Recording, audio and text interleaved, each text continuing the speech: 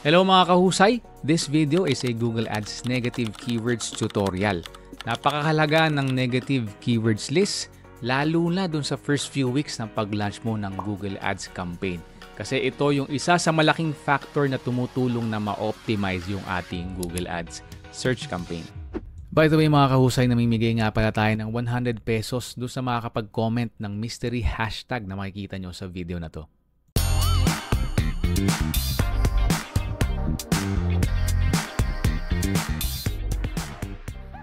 What's up mga kahusay? Carlos Ubaldo here, and I've been doing freelancing and digital marketing for more than 10 years. Kaya if you want to learn more about freelancing and digital marketing, make sure to hit that like button, subscribe, and turn on that notification bell.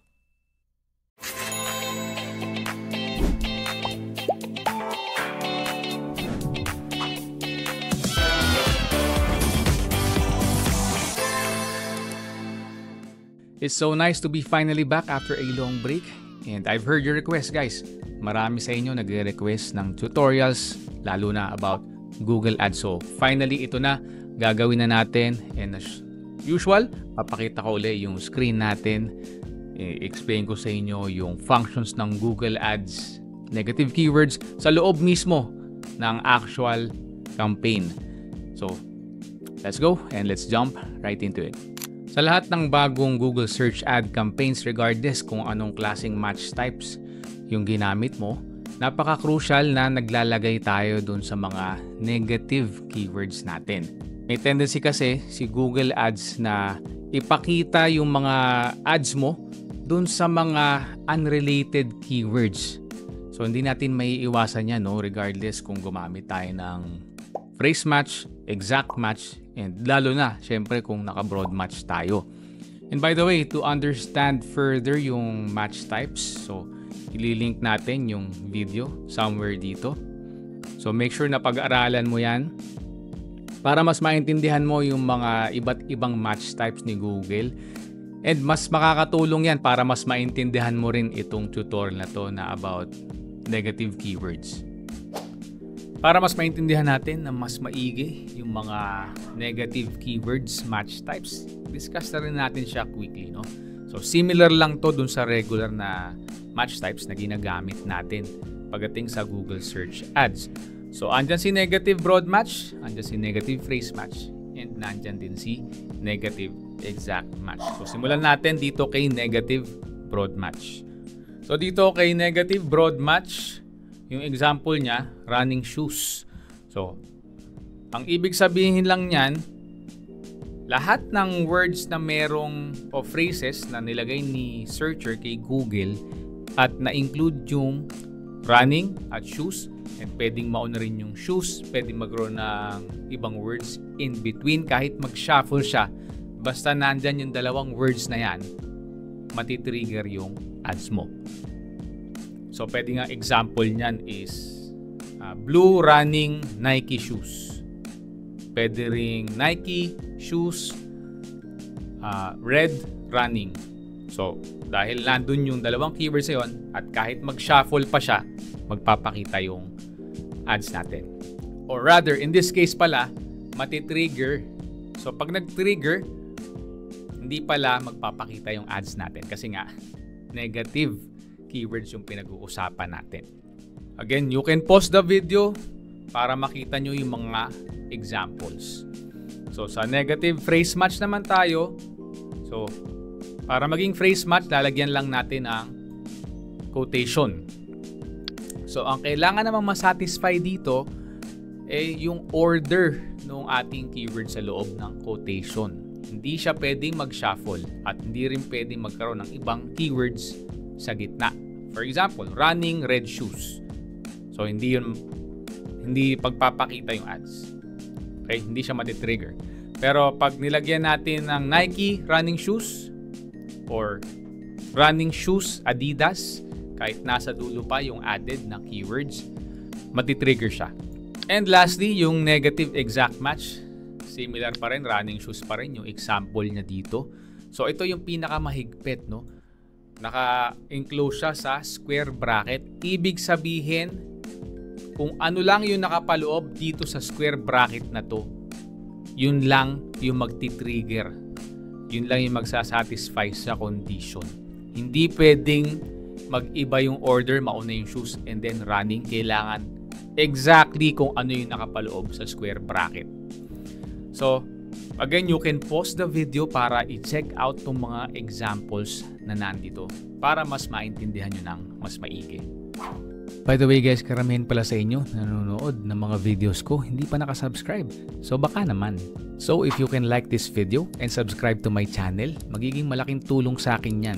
And it will help push and motivate me to create more videos about freelancing and digital marketing. So thank you in advance dun sa mga nag-subscribe na and sa mga magsasubscribe pa lang. And now back to our main topic. Talon tayo dun sa actual account para makita nyo kung saan ina-add tong negative keywords na to. So, within your dashboard, punta ka lang dito under sa shared library. Okay? Sa shared library, makikita nyo yung exclusion list natin. And by the way, bago makapunta o para makapunta sa shared library, punta tayo dito. Click lang natin yung tools. Medyo nakakalito lang kasi bago na naman yung update ni Google Ads, no? Parang sa kalahating buwan pa lang yata na nag-a-update siya at binago na naman niya yung dashboard. So medyo confusing even for me. Medyo nalilito pa ako, no? Pero masanay na tayo na ganito na itsura ng kanyang dashboard. Okay, so dyan pupunta. Pag meron ka na existing list, click mo lang tapos mag-add ka lang ng mga ilalagay mo na negative keywords. Okay? Pagka wala pa naman, just click this plus icon o plus button. Ayan, pangalanan mo yung negative list mo and then dyan mo na i-copy and paste yung mga negative keywords mo. So, negative 1, negative 2, and so on and so forth. Negative 3. And again, pwede nga tayong mag phrase match and even exact match. Ngayon ang tanong, saan natin kukunin yung mga keywords na ilalagay natin dyan? So, number 1, by using our common sense. So, balik tayo sa example na to. Kung ang ginagamit natin o ang binibenta natin is running shoes, and sa product line natin, for example, wala tayo nung red shoes at black shoes. So definitely by common sense, ayaw natin lalabas yung ads natin pag kami naglagay ng black at red. So automatically, red, black, ilalagay ko na sa negative list ko. So, syempre, ikaw lang na business owner yung nakakaalam nun, o kung nangingliyente ka, yung client mo, tanungin mo. So, yun yung una. Yung pangalawa naman, by checking out yung actual search terms. So, to do that, again, sa dashboard mo, punta ka lang dito sa Insights and Report, i-click mo yung search terms dyan. And makikita mo tong dashboard na to at lalabas dyan lahat ng mga search terms na nag-trigger nung ads mo.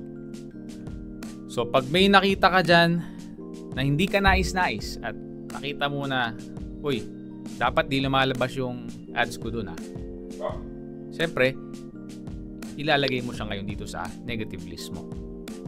Kung minsan may lumalabas dyan na sobrang absurd, na kunyari, no, running shoes ang usapan, is it better to use running shoes or just run barefoot? Ayan. Diba? Ang layo. Kahit naka-exact match ka, pinapalabas ni Google Ads yan. Nangyayari sa akin yan. So, kaya we have to watch this closely. Lalo na, yung best practice dito na marirecommend ko, sa first month na pag-launch mo ng search ads campaign, twice natin itong titignan. Sa umaga at saka sa gabi. Ngayon, after a month, medyo mas okay na siya. Silipin mo lang siya ng kahit once every 2 to 3 days. And then, pag talagang stable na yung campaign mo, pwede tayong mag-spot check na lang na at least once a week. So, yun yung marirecommend ko kasi ganun yung ginagawa ko. So, ganun lang siya kasimple, no? So, make sure na ma-apply mo to sa account mo o sa account ng client mo para ma-optimize mo pa further yung campaign nyo. And mas maging maganda pa yung ROAS nyo. Kasi pagka hindi mo to ginagawa, ipapakita lang ni Google Ads yung mga ads nyo dun sa mga keywords na hindi naman profitable o hindi money keywords kung tawagin. Ang gusto kasi natin, pag nag-run tayo ng Google Ads, tumatama lang yung ads natin. Nagpapakita lang dun sa mga tinatawag natin na money keywords or profitable keywords. If you find this helpful, paki-like mo naman ang video na to. And if you have any questions or suggestions, do comment them below. And for more tips about freelancing and digital marketing, consider subscribing.